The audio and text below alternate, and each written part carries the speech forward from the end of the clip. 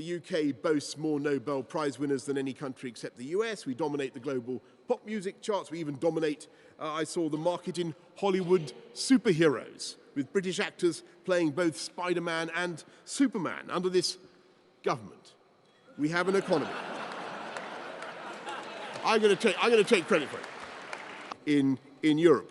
But right now, there is a pent-up tidal wave of new investment, tens of billions, that could come to this country in the next few months from people who see that we have the right time zone, the right language, great universities, fantastic skills, and they're just waiting to greenlight their plans.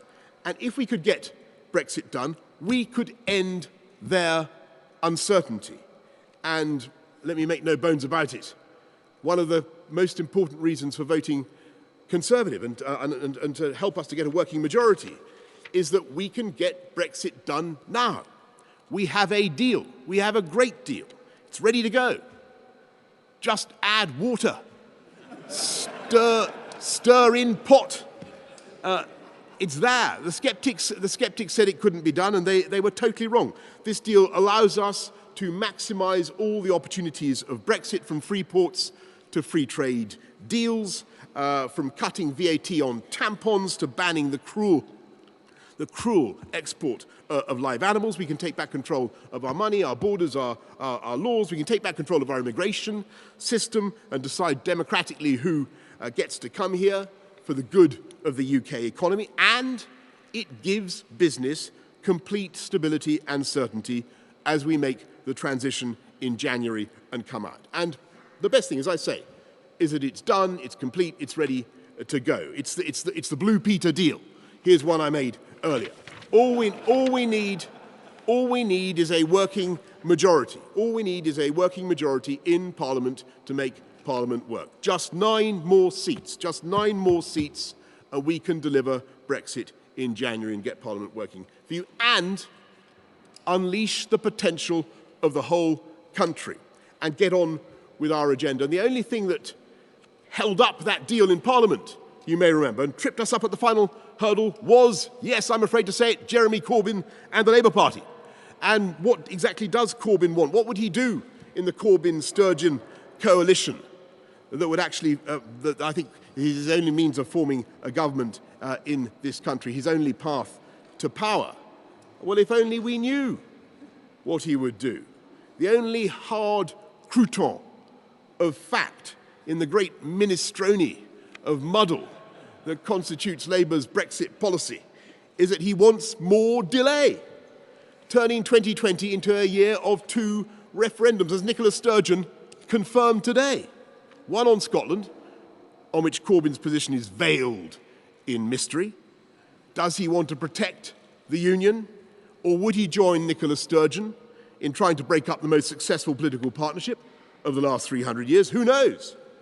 As for his position on the EU, it's positively mind-boggling. He wants to negotiate a new deal. At least he wants another 3 months to negotiate a new deal. And then he wants to spend a further 6 months asking the public to vote on his deal in yet another toxic referendum campaign. And we don't even know what his own position will be. There's about 23 hours left before candidates have to be registered before the deadline tomorrow afternoon. 23 hours left for Nigel Farage to withdraw from your precious marginal Labour targets. What is your final appeal to him to do that? And secondly, you called Jeremy Corbyn an Onanist, a masturbator, in speech extracts last night, which seems to have disappeared from delivery. Is that just the language of ordinary people, or what did you mean by that? Sorry, well, thank you, Tom, for... let me deal with the point about the election first, if I can. And I just want to say about Nigel Farage and the Brexit Party. It is always a very difficult thing for any party leader to withdraw candidates from an election. I understand that, but all I can say, Tom, for the avoidance of doubt, to repeat my central message. There is only one way to ensure that we get Brexit done. get this thing finished, get us out, do a fantastic free trade deal, and that is to vote for us and for the Conservatives, because you vote for any other party, you risk a coalition of chaos and two chaotic referendums next year. And on your second point, all I can say is that a stray early draft seems to have somehow found its way into your otherwise peerless copy by a process that I don't pretend to understand. But I will make inquiries, Tom.